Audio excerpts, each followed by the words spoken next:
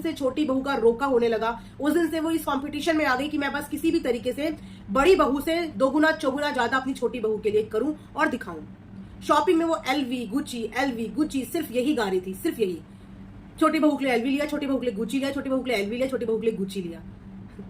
तो फिलहाल बात ये है ना कि जब हमारे पास दो ऑप्शंस होते हैं ना, तो हमें सामने वाले को नीचे दिखाने में आसानी होती है कि अच्छा ये नहीं तो हमारे पास ये है। लेकिन ये लाइफ है, अभी तो वो लड़की घर आई भी नहीं है। दूर के ढोल हमेशा सुहाने लगते हैं, और जब वो ढोल अपने घर में आके बजते हैं ना, तब उनका असली आवाज और उनकी असली साउंड क्वालिटी हमें पता चलती है। Hello friends, welcome back to another reaction video, और मैं हूं ज्योति। वेलकम करती हूं आप सभी का अपने चैनल में। सो अगर आप चैनल में न्यू है तो मेक श्योर चैनल को जरूर सब्सक्राइब करें। दोस्तों, एक अनएक्सपेक्टेड कंट्रोवर्सी ने ऐसा रूप ले लिया है जिसकी एक्सपेक्टेशन शायद ही किसी ने की होगी। कल के इंसिडेंट के बाद जब अम्मू माता ने इतना बड़ा स्टेटमेंट है, कितनी बड़ी कॉन्वर्जेशन सोशल प्लेटफॉर्म पे अपने व्लॉग में कर दी, उसके बाद सबकी निगाहें और सबकी नजर सिर्फ इसी चीज पे थी कि अब उनकी बड़ी बहू की साइड से क्या रिस्पॉन्स आता है। क्योंकि जिस तरीके का टारगेट उसको किया गया था, उसके संस्कारों पे बात की गई, उसको शुभ अशुभ चीजों से तोला गया, लालच चीज का शब्द का भी इस्तेमाल उनके व्लॉग में किया गया, बेटों में डिफरेंस किया गया, बहुओं में डिफरेंस किया गया। इतनी सब चीजें होने के बावजूद नीतू का कोई भी वीडियो या कोई भी स्टेटमेंट नहीं आया।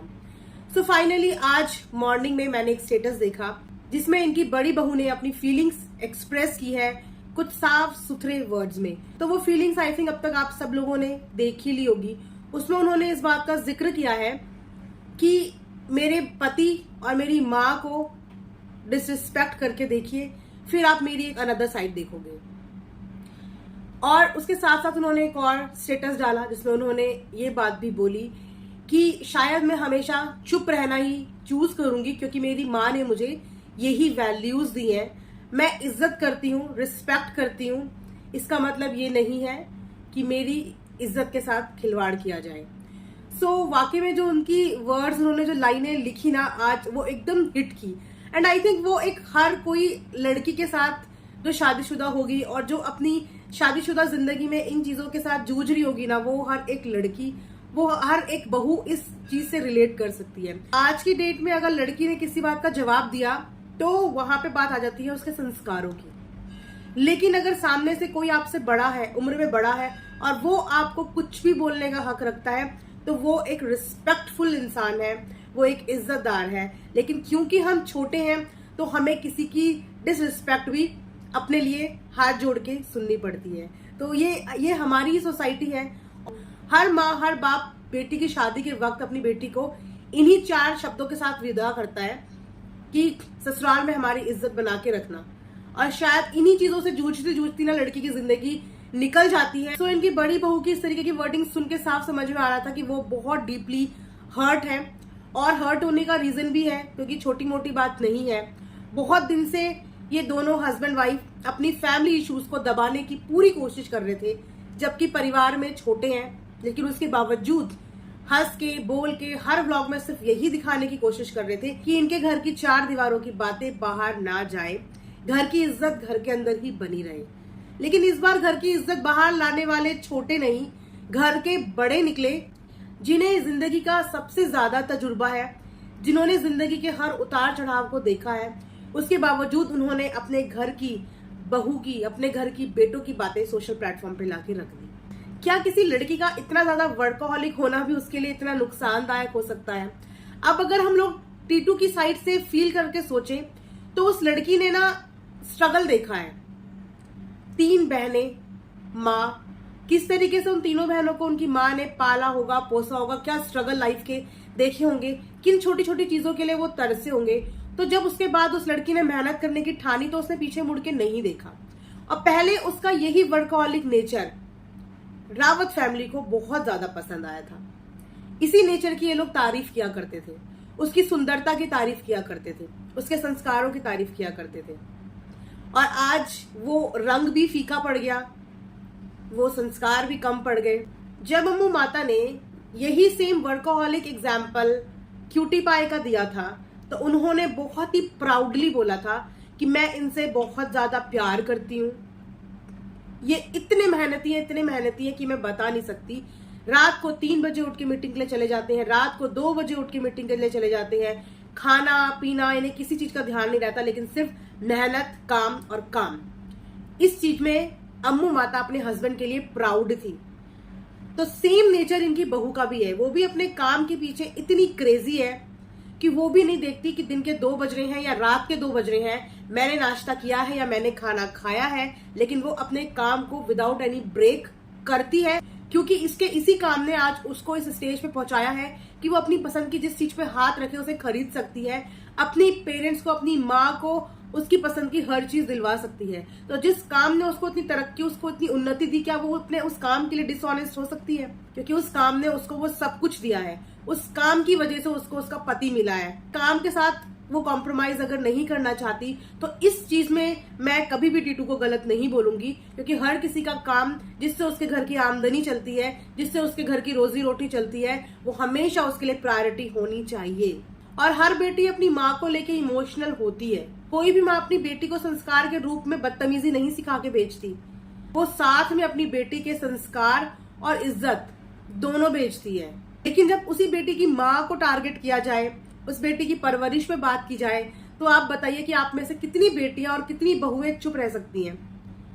टीटू तो फिर भी अभी तक चुप है, जबकि उसकी बात, उसके संस्कारों की बात, उसके संस्कारों की तुलना सोशल प्लेटफॉर्म पे की गई है। उसके बावजूद उसने हाथ जोड़ के अपने आप को चुप रहना ही बेटर समझा। तो मैं रियली प्राउड होंगी उसकी इस एक्टिविटी पे, और मैं यही होप करूंगी कि जब तक हो सके बर्दाश्त करो। बड़ों की बेइज्जती करने से हम कभी भी बड़े नहीं बनते हैं, बड़ों की इज्जत करने से जरूर हम बड़े बनते हैं। तो अपना ये बड़प्पन कभी भी अपनी उम्र के साथ छोटा मत करना।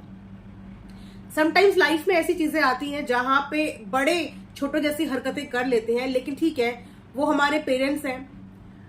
लखन भैया को उनके पेरेंट्स ने छोटे से पाला होगा, पता नहीं उनकी कितनी हजारों गलतियों को माफ किया होगा, उनकी ख्वाहिशों को पूरा किया होगा, उनकी कितनी शैतानियों को माफ किया होगा, उनकी कितनी ऐसी जिद जो खराब हो, बेकार हो, उन्हें पूरा किया होगा। तो अगर अब आज की डेट में पेरेंट्स के साइड से कुछ भी गलती हो रही है, तो मुझे लगता है being a good child, being a good daughter in law, आप लोगों को भी हाथ जोड़ के उनकी ये सब चीजें फूल समझ के, आशीर्वाद समझ के एक्सेप्ट करनी चाहिए और इस चीज पे शांत रहना चाहिए। कुछ चीजों का जवाब ना वक्त अपने आप देता है, तो कुछ चीजें वाकई में वक्त पे छोड़ देनी चाहिए। अगर बात करें अम्मू माता के नेचर की ना, तो उनके नेचर से ऐसा लगा कि उनको ना क्यूटी पाई ने बहुत ही ज्यादा पैम्पर करके रखा। साथ ही साथ वो घर की एक होल सोल इंचार्ज है, जिस बात की वो कल जिक्र भी कर रही थी कि मेरे बच्चे अपने सारी सैलरी, सारे पैसे मेरे हाथ में रखते हैं, इनफैक्ट क्यूटी पाई भी मेरे हाथ में रखते हैं और अपनी जरूरत के हिसाब से मैं उनको पैसे देती हूँ। तो शायद उनको इसी तरीके से हमेशा से इम्पोर्टेंस दी गई परिवार के सदस्यों द्वारा, तो उनको इन्हीं सब चीजों की ना आदत पड़ गई।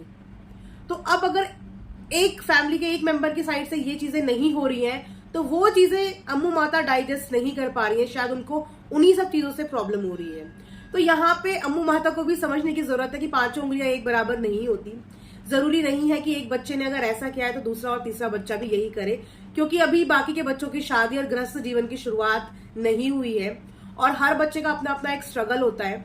और इनकी जो बहू है वो स्टार्टिंग से ही इंडिपेंडेंट है, तो उसने अपनी सारी इनकम अपने तरीके से इन्वेस्ट की है या अपने तरीके से अपनी माँ को दी होगी, किसी भी तरीके से की होगी।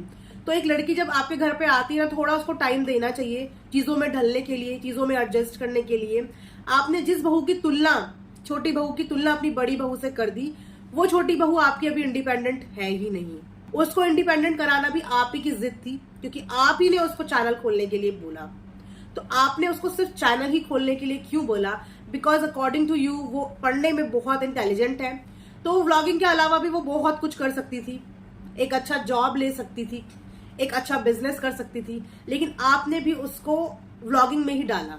माँ दोनों की बराबर है, तो माँओं को बीच में ना लाते हुए इस परिवार को ये चीजें समझनी चाहिए कि ऐसी कोई एक्टिविटी ना करें कि छोटे घर के छोटे अपने मुंह से कुछ बोलने के लिए मजबूर हो जाएं। क्योंकि जहां इन चीजों में घर की दो औरतें तो पिसी रही है ना, उनमें सबसे ज्यादा जो लॉस हो रहा होगा और सबसे ज्यादा जो इस वक्त डिप्रेशन से जूझ रहा होगा ना, वो इनकी खुद की औलाद होगा, क्योंकि उसके लिए दोनों ही रिश्ते बहुत इंपॉर्टेंट है। जहां उसके लिए अपनी माँ का रिश्ता इंपॉर्टेंट है, वहीं पे उसके लिए अपनी बीवी का रिश्ता भी इंपॉर्टेंट है। और हमने उसका स्ट्रगल उसकी व्लॉग में देखा है कि वो कितना स्ट्रगल करता है अपनी माँ के साथ बात करने का, चीजें हैंडल करने का, संभालने का, पहले जैसी कोशिश करने का, बेइज्जत होने के बावजूद इग्नोर, मतलब उसकी व्लॉग में कितना इग्नोर करती हैं अम्मा उन्हें, ऐसे ऐसे चेहरे बनाती हैं, लेकिन फिर भी वो अपनी मम्मी के पास जाता है, उनको छेड़ता है, उनको पैम्पर करता है, और वहां पे वो छोड़ो उनकी बड़ी बहू भी जाती है। ह्यूमिलेशन बर्दाश्त करने के बावजूद वो वापस उस जगह पे जाती है। अगर आपको सामने वाले से ये वाइब आए कि सामने वाले को हमारी प्रेजेंस अच्छी नहीं लग रही है, सामने वाला हमारी प्रेजेंस से किलस रहा है, चिढ़ रहा है, तो क्या आप लोग उस जगह पे जाना पसंद करेंगे? आप लोग उस जगह पे जाना कभी पसंद नहीं करेंगे। लेकिन उसके बावजूद इनके बेटे और बहू अपने घर में बार बार जाते हैं और बार बार बेइज्जत होके भी आते हैं और बार बार फिर जाते हैं, क्योंकि वो अभी भी अपने परिवार को अपना ही मानते हैं। और अपने एंड पे इनका बेटा बहुत सारी चीजें सॉर्ट आउट करने की कोशिश कर रहा है, ये उनके जेस्चर से पता चल जाता है। और अभी थोड़े दिन पहले वो रोए भी थे, तो कहीं ना कहीं उन्होंने अपने रोने के आंसू अपने बाबा जी की याद में बोले थे कि मैं अपने दादा को याद कर रहा हूं, लेकिन वो उनका एक इमोशनल ब्रेकडाउन था। तो क्या फायदा, मैं बोलूं, इतनी धन दौलत का कि आज रिश्ते ही नहीं संभाल पा रहे हो तुम उन धन दौलत से। स्टिल हम लोग ऑडियंस है, और जब किसी फैमिली से प्यार करते हैं तो हम अपनी साइड से यही एक्सपेक्ट करते हैं कि फैमिली में चीजें सॉर्ट आउट हो जाएं। लेकिन इस फैमिली में देखते हैं चीजें सॉर्ट आउट होती हैं या नहीं, क्योंकि जहां तक मुझे अम्मू माता का नेचर लगता है ना, वो थोड़ी सी इम्पल्सिव नेचर की है। और अपने एंड पे टीटू भी थोड़ी सी है सेल्फ रिस्पेक्टफुल लेडी, वो भी अपनी सेल्फ रिस्पेक्ट के बियॉन्ड चीजें नहीं करना पसंद करेगी। बट स्टिल रिश्तों को निभाने के लिए एक को झुकना आना चाहिए और दूसरे को माफ करना आना चाहिए। तो बस इसी उम्मीद के साथ आज का रिएक्शन मैं एंड करती हूँ। आई होप कि आप लोगों को बोरियत तो नहीं हुई होगी। And thanks for watching earth mom Dehradun.